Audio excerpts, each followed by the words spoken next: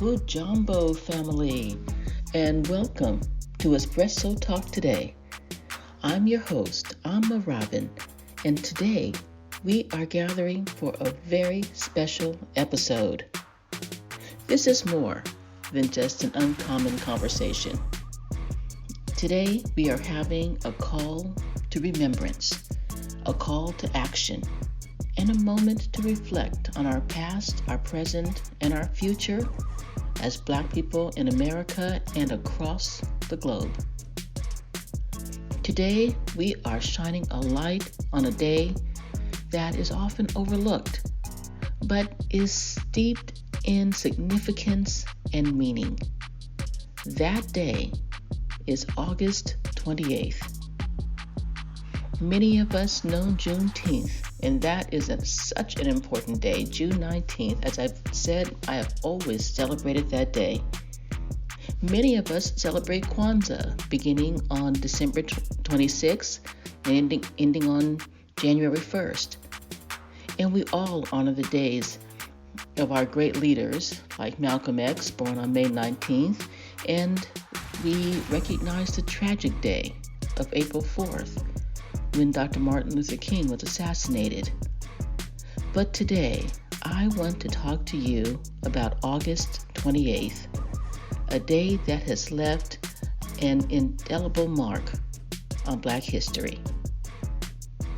I'm also having a cinnamon pepper coffee for this uncommon show of remembrance. So grab your espresso, sit back, and close that door behind you. We are going to get deep and we're going to get real. And I hope that y'all are ready for this.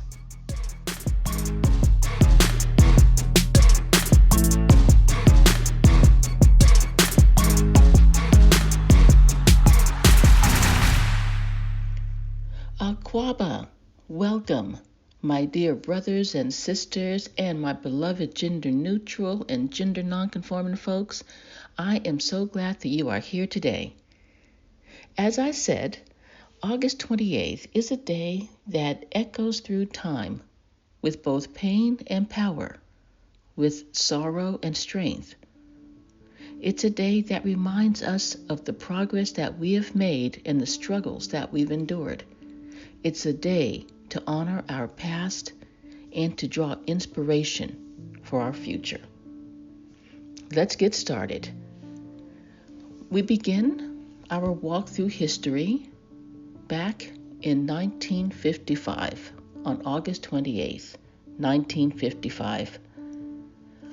On that day, a 14-year-old boy named Emmett Till was brutally lynched in Mississippi, in Money, Mississippi. His only crime, there was no crime. If we're going to keep the record straight, there was no crime. But he was accused of whistling at a white woman.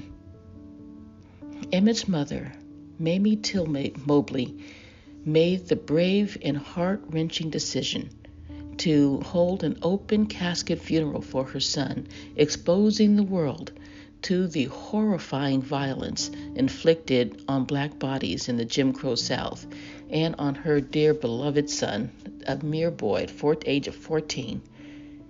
Emmett Till's death or murder was a spark that ignited the modern civil rights movement, and we must never forget that his life was taken from him on this very day.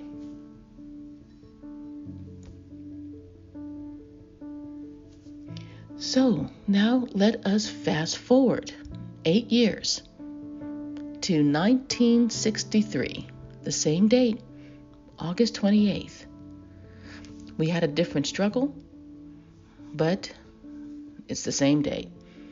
August 28th became a day of hope and vision, as over 250,000 people of all races and ethnicities and religions gathered in Washington, D.C.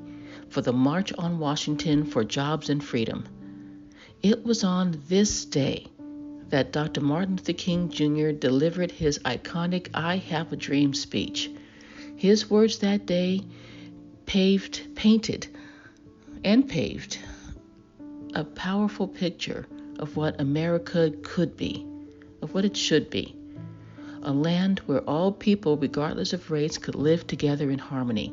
And that speech on that day became a defining moment in the civil rights movement, pushing the nation closer to the promise of equality. Now, Dr. King and many others, and we still know that that dream has not been realized. And it was actually more than a dream. It was a demand. And Dr. King, on that day, and many others too, it was an amazing day. It was before my time, but it's a day that when I watch the videos, I think, wow, this is what Black people can achieve when we all get together. And I do recognize the presence and the support of the white allies there too. It was an amazing day. But my family, August 28th isn't just about the past. It's also about the present and the future. So now we're going to do a big jump to 2008, when on August 28th, another historic event took place. Barack Obama, standing on the shoulders of giants, accepted the Democratic nomination for President of the United States. It was a moment filled with incredible pride and possibility. For the first time, a Black man stood poised to lead the nation, embodying the dreams and hopes of generations past. I admit, yes, I was around for that day, and I was in tears. And I know many, many, many of you, also felt that emotion and felt that hope. And even being when I was in Belgium and traveling around the world, people would come up to me and say, Obama, hope, we can make a change. Things can change. And that was his big thing that he ran on, his platform. And it was an amazing day, an amazing situation for all of us. But we cannot forget, we're going to jump a little bit forward. Maybe it's more of a big step. On August 28th, 2016, when Colin Kaepernick made his bold and courageous decision to sit during the national anthem. Wow, wow, and again, wow. He did this to protest the systemic racism and police brutality that continues to plague our communities. His quiet defiance sparked a movement, reminding us all that the fight for justice really is far from over. Now, he changed the sitting to the taking a knee, and that was also actually even more powerful. And unfortunately, he did suffer a lot of consequences from that. Actually, even the president of the United States at the time, Donald Trump, really did things to kind of threaten his life. We stood with him, many of us did. He deserved more of our support. He still does. He's a powerful man, and we want to look at this move as not for his benefit, not for him to get attention, but to save our lives and to fight racism. That's what he did. I know I'm jumping around a lot, but I'm going to keep doing this because we're still going to stay on August 28th. But now we're going to do a big jump back in time to August 28th, 1833. This was when the Slavery Abolition Act was passed in the British colonies. Okay, you're thinking, what? Yes, that's when this started the eventual abolition of slavery worldwide, including in the United States. And so this is a reminder that the struggle for freedom and for liberation has always been a global fight, and that our ancestors fought tirelessly for the rights that we enjoy today. Yeah, I know, I went all the way back to 1833, but we know the struggle was going on then. We knew that slavery was happening then, and the trade was happening then too. So this was a big, big, big move. It's something that we don't often learn about, we don't often talk about, but it was a monumental, event that happened that eventually led to the abolition of enslavement. But also, another thing we have to remember is that this shows that the struggle is not just in one country or on one continent. It is global. And our global solidarity is our strength and our power. They know that. That's why they keep trying to divide us all. And saying, oh, no, you're African and you're from the Caribbean, and well, no, you're African American, and so you're all different. It is one struggle. What happened or what happens over there also happened and is happening here. This is one world and one struggle. The struggles in Sudan, Ethiopia, Congo, East Timor, Yemen, and Palestine are our struggles too. They are our struggles too, and we cannot let white supremacy divide us. Ever. Wow, that got kind of deep. I'm glad about that. But you know what? I think that means it's time for our very first breather break. And this gives all of us a chance to breathe and to ponder and to think. When things get intense, I do like to breathe. I need to breathe. I hope you do too. I will see you in a moment. And y'all know that I love this song. Yeah. Grind to get a lot of dough and dirt through all the obstacles, cause anything is possible. Yeah. Oh man, I got a lot of goals. Stack that bread and vomit nose. Anything is possible. Yeah. Grind to get a lot of dough and dirt through all the obstacles, cause anything is possible. Aquaba back, fam. Welcome back, family. I'm so glad that you stuck around with me. We're talking about one day in history, and this is getting intense because there's some great things that happened and then some difficult things. Let's continue on. Let's jump right back in to modern times. 2020. Yes, I know when I say that year, everybody I see the look on people's faces. I don't see it now, but I know when I think of 2020, it's difficult. 2020 was a difficult year around the world and in our own homes. Many of us lost family members, we lost friends, and we lost colleagues. I know I did, and I thank you for allowing me to share that with you because it's still very painful. I know not just for me, but for everybody. And I also remember August 28th, 2020, when we lost a modern-day hero, Chadwick Boseman. Chadwick Boseman was not just an actor. I hope you're not thinking of him that way, because he was more than that.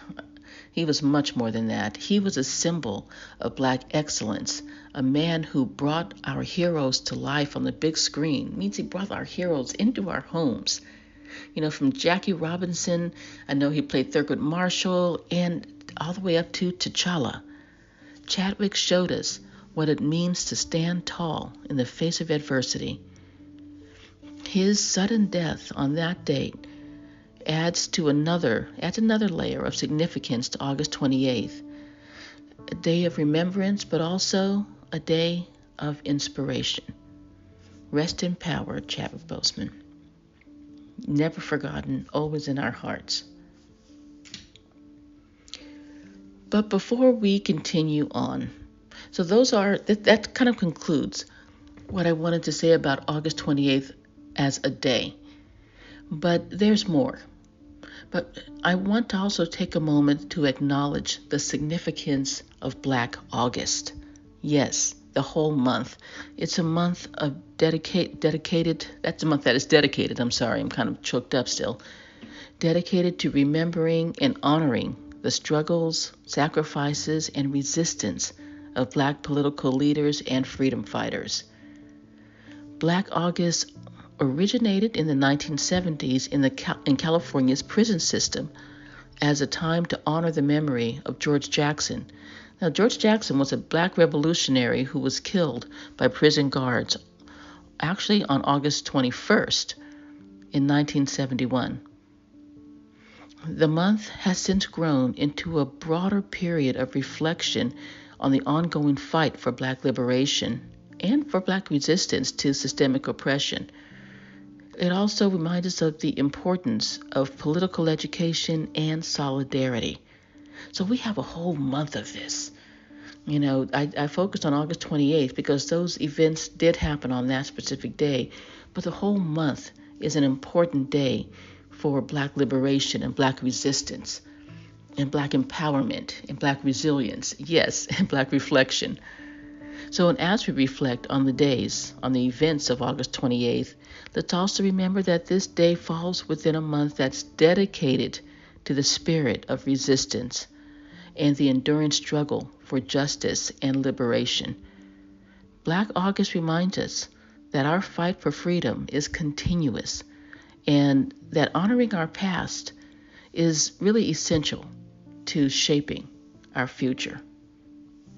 That's right, you cannot separate the two. They are intertwined, they are a part of us.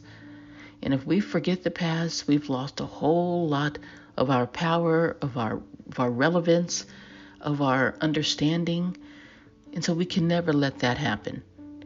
So the whole month of August is really dedicated to this, to remembering the people who were fighting for, these revolutionaries who were fighting for Black liberation.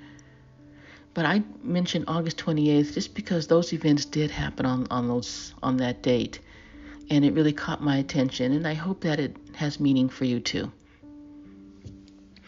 On this note, we're going to take one final breather break here, and then we're going to start to wind it down.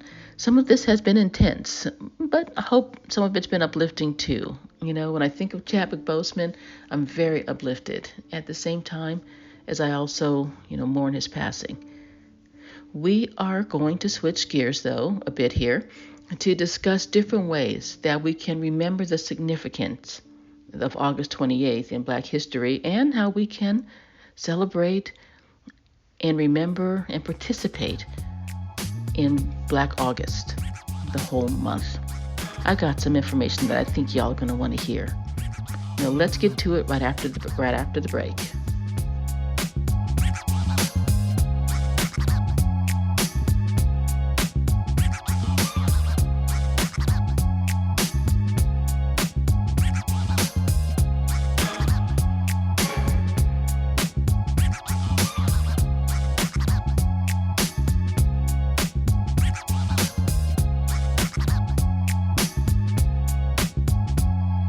Asante Sana for staying with me today. I really appreciate that you're here in the building, that we are all here together in this building. So fam, what does all of this mean? Why should we remember August 28th? And Black August in general. Because it's a time, August 28th is a day that encapsulates the full spectrum of the Black experience in America. Our pain, our power, our struggles, and our triumphs.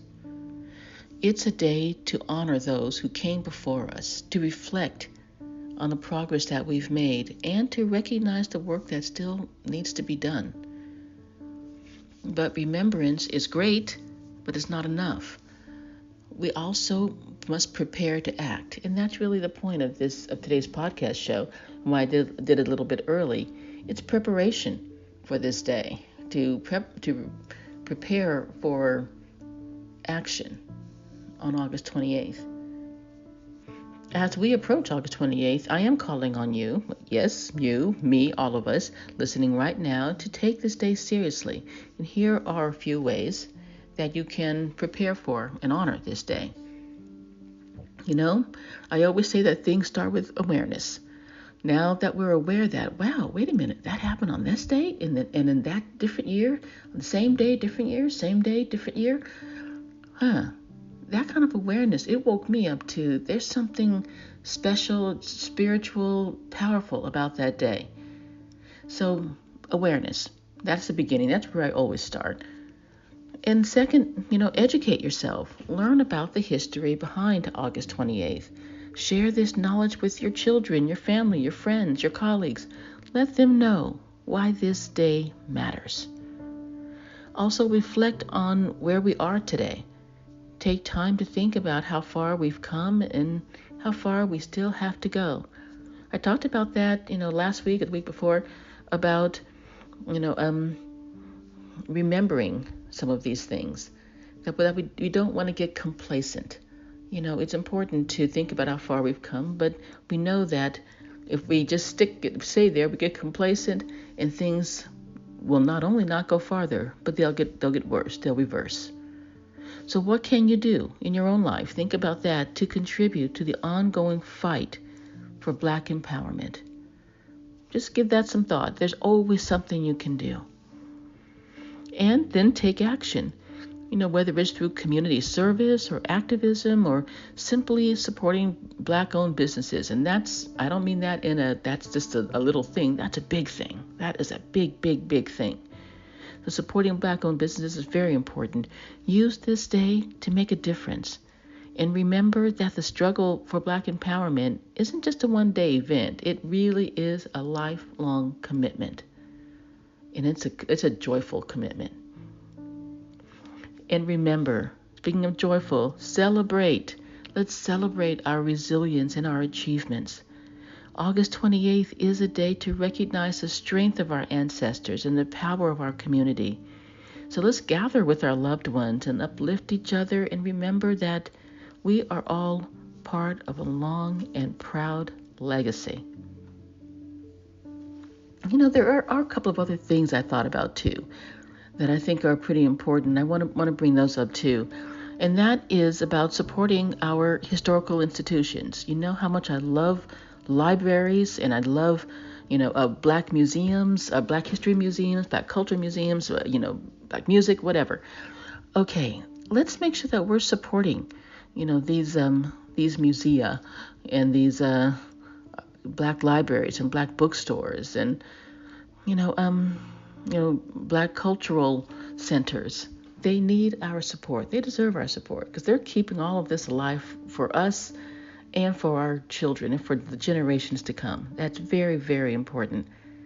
And I know I've talked a lot about and shown you a lot about the Black museums that I've been visiting, and they have made such a difference in my life. So I really want to make sure that we do keep supporting our Black historical institutions. And also to talk about our community. Our community, we have certain rituals that are so important to us. Juneteenth is such an important day to us. It's a celebration for us.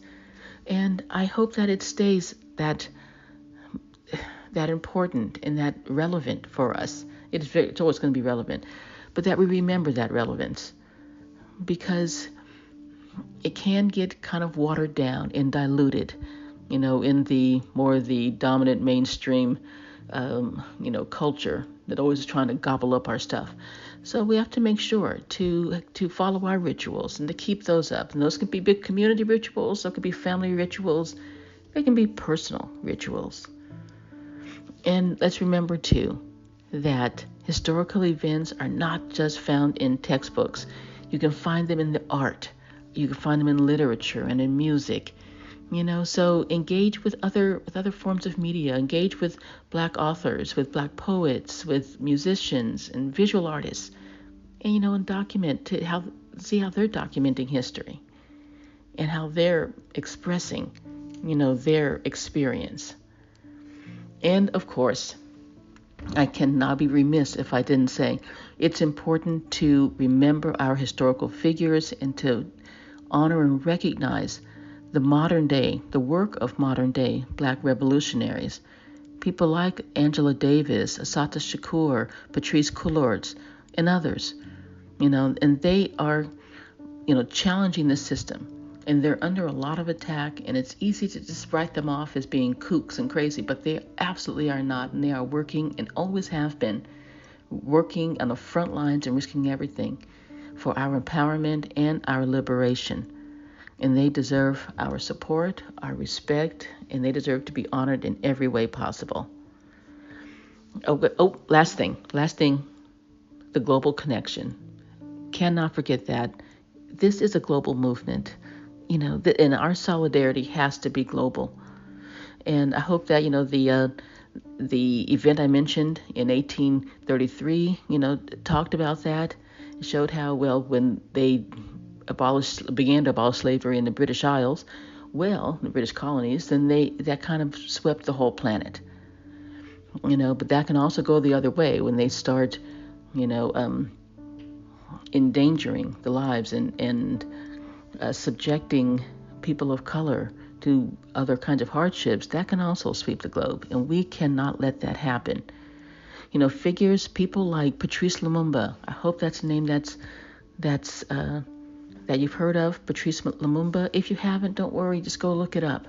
He is an amazing person, but we lost him to an assassination. Nelson Mandela, we stand up with him, but there were many years when people didn't. And actually, some people in the British Parliament were calling for his execution. But we stood up with him, and what a difference he's made. And Toussaint Louverture, critical roles in Black liberation, fought for Haiti, helped to liberate Haiti. These are names that they were always household names in my family. I hope that they can become in your family too. I'm going to end it right there because there's so much more that we can all do here.